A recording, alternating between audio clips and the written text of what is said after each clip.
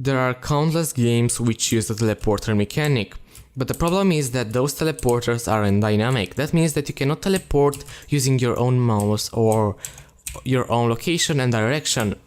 But in today's tutorial we are going to learn how to do that. You can assimilate this tutorial with Reaper's Shadow Step from Overwatch. So what you're going to be able to do with this mechanic, that you're going to be able to teleport between the locations that you want. You are going to see exactly where you're going to be teleported, and with these walls you are going to teleport directly on the floor and not above them. Alright, now let's see how we can create the mechanic. First, let's go a little bit into edit, project settings, let it load a second, then let's go to input, and here we are going to create a new action mapping. We are going to give it a name, and then we are going to give it a button. So for me that is fire, bound to my left mouse button. Back into our event graph, we are just going to get it.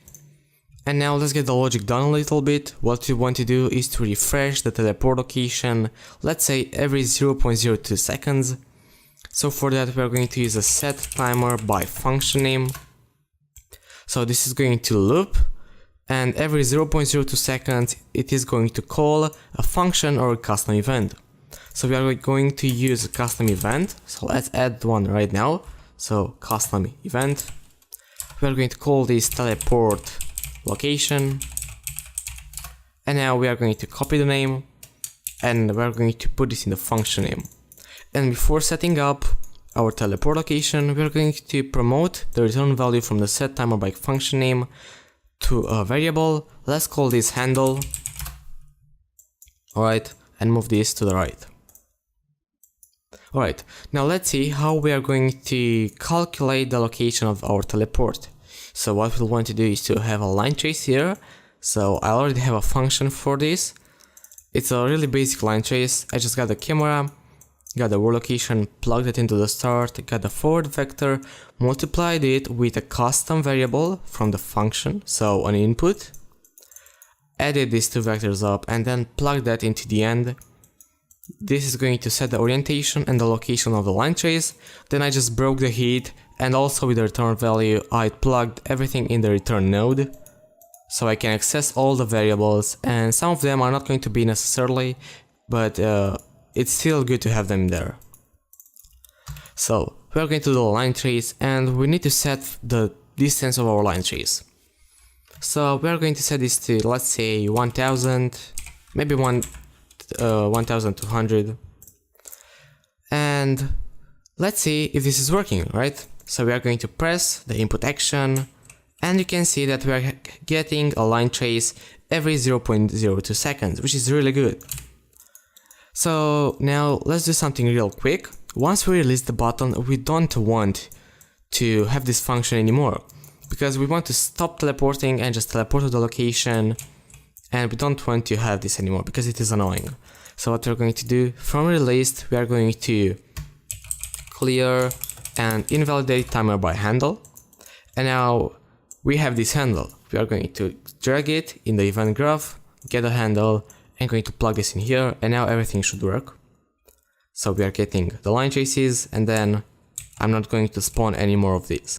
Alright, and now what we want to do is to see if we hit anything or not. So we are going to get here a branch, blocking hit should be the condition, and then let's just plug this to.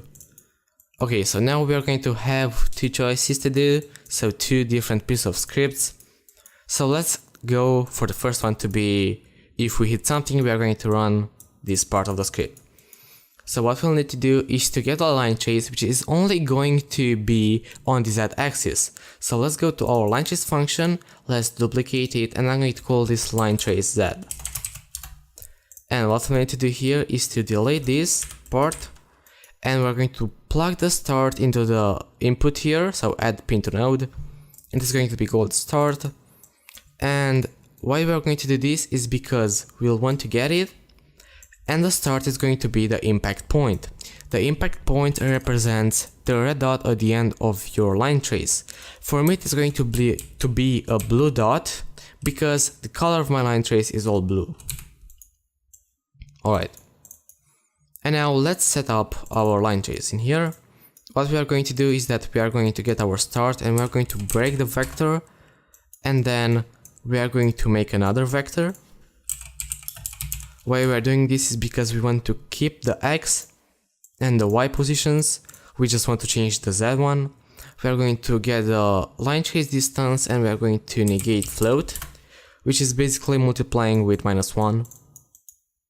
So I'm going to multiply the Z with this float, and then I'm going to set this to be the Z axis. I'm going to plug the return value into the end. I'm going to plug these two in here. Alright, and now let's see if this is working or not. Let's set the line trace distance to 2000. Right, 2000 or 200. Let's compile and let's play. Alright, so as you can see, it's working pretty good. So the second line trace going right down is going to be the one that we just created. Alright, so now in my viewport here I have a sphere which you can't currently see, but if I'm going to re-enable the visibility, you're going to see it. So it's basically just a big red sphere, which is going to represent the location where I'm going to teleport. Right, and by default it is going to be invisible. So what we're going to do is that if we hit anything, we want to set the not the visibility but the location. So set world location to be the impact point of our line trace Z. And also here, when we're going to set a timer by function name, we want to set the visibility of our sphere to be true. So set visibility true. And we are also going to set this to be false once we clear and invalidate the timer by handle. Alright, and now let's see if this is working or not. It should be working. So as you can see, it is working. And it's working pretty good because we don't want to catch on the walls as well. So if my hit location is going to be up there, I don't want it to be up there, I want it to be down at the floor. But as you can see, we also are getting some errors, which we're going to fix a little bit later. So first, let's just make the other path, which is going to be false. We're going to copy this. And because we did not hit anything, we don't really have an impact point. Or you could get this, but you might get some errors. So what we are going to do is that we are going to get the trace end. So the trace end means that we are going to get the point where the 1200 units are going to finish. Alright, so we are going to copy this once again. Going to plug this in here, block and hit, and instead, we are going to get once again the impact point and plug that into the new location. Alright, let's compile and let's see if this is working. So as you can see, it's working pretty smooth, it's going right where we want. But now let's fix the errors where it is going to go upwards on this wall. So what we are going to do is that we are going to go into our line trace Z, and also we are going to get here the hit actor, and we are going to make an input actor. So just go into your function, right here, inputs actor, and give it a name. And then what we'll want to do is to get a hit actor and plug both of these in here. Alright, and now let's get a little bit of the logic done. If we are not going to have any blocking hit, that means that we hit no actor. That means that in this case, we are going to get errors. So let's see how we can fix those. First, what we want to do is to check if the actor is valid. We are going to use the function. Actually, no, we are not going to use the function, we are going to use the other one, because this is a macro. And what this does is basically it is going to check if the input object is valid, and then here you're going to have two outputs, is valid and is not valid. So it's kind of like getting the is valid function and having a branch. But this is a little bit faster. So if this is not valid, we are going to do again a piece of script, and if it is going to be valid, we are going to copy this and we are going to plug this in here. And then what we'll need to do is to see where we want to set the end and in what cases. So we are going to get an actor and we want to check for some tags. So actor has tag, and here I'm just going to type wall because my walls already have this tag. So if you're going to see here on the right hand side, actors tags one array element, and that is going to be wall. But here as well you can have whatever tag you want. Then for the return value, if it is going to be valid and the actor is going to have the actor has tag, so this is going to be true, we are going to do this line trace, and here we are going to set in the second array element, we're going to set the other actor. So let's make this a little bit nicer by adding some reroute nodes. We don't want our blueprint to be messy. Alright, one more in here and it should look better. So let's check if this is working or not. Also we are going to have here actor has tag, branch and false in this line trace. And now let's see if this is working or not. So currently we are having some errors with this wall and with this one as well. So let's see what is not working. Alright, yeah, I know what we didn't do. We haven't set the start and the end locations and positions, so we are going to get a start from here. Going to add a reroute node. Once again, going to plug that into the start. Alright, and then for the end, we are going to copy this once again. So the in vector is the start. We're going to negate it, and we're going to plug this in the end. So let's see if this is now working. So as you can see, everything is working just fine. We are not getting that error anymore, and we are not getting any errors right here. So one important step that you have to do is to make sure that this actor is valid, else you're going to get errors, which you really don't want to have. Alright, and now let's see how we are going to set the actor location.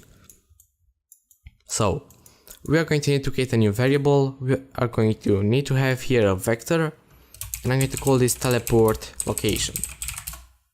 But I can't because I already have a custom event, so we are going to call this then teleport position. Alright, and what we are going to do is that every time we are going to refresh, so call this custom event, we'll want to set a teleport position, which is going to be the exact position of the sphere, so the impact point. Okay, so let's just copy this one more time, plug this in here, and get an impact point again, and plug this in here. So now everything should be fine, but now the one last thing that we have to do is to set the actor location. So set actor location, the target should be self, and we need to plug in the new location, the teleport position, and everything should be just fine right now. So currently there are two issues in our code, so let's see how we can fix those.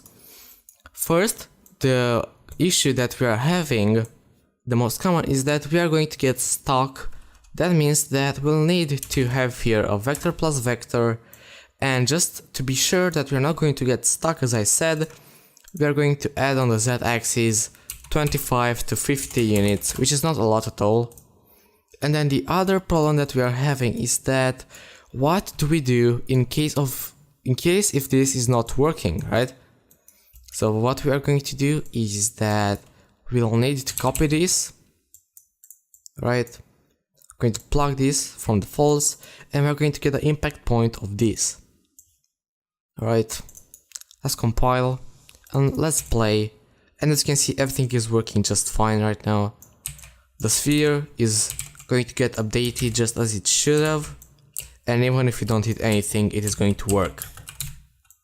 Alright, and the last thing that we need to add to make this code without any bugs is that here there is a chance of getting a point where this is not going to reach, and that means that our vector is going to be 0, 0, 0, right? And that means that we are either going to teleport where the 0, 0, 0 vector is located, so somewhere under here for me, or it's going to get teleported to the last location that this variable had. So what we are going to do is that after we set the actor location, we are going to set the teleport position to be 0, 0, and 0. And before setting the actor location, we'll need to make a branch in here. And we are going to check if this is different than 0, 0, and 0. And just let this float here. Alright, let's play and let's see if this is now working. So as you can see, we are not going to get any points down there, and we are not going to get teleported. So this is exactly what we had to do, not to have any issues in our code. So guys, this is pretty much all for today's tutorial. I hope that you enjoyed it, and if you did, don't forget to leave a thumbs up. As well, if you're new here, don't forget to subscribe to the channel to stay up to date with new videos and tutorials. And before ending, I just want to say thank you for 600 subscribers. It really means a lot to me. And I hope you're going to get even bigger than this, because this community is really beautiful and I really want to grow it. So, thanks for watching, and I'm going to catch you in the next one. Goodbye.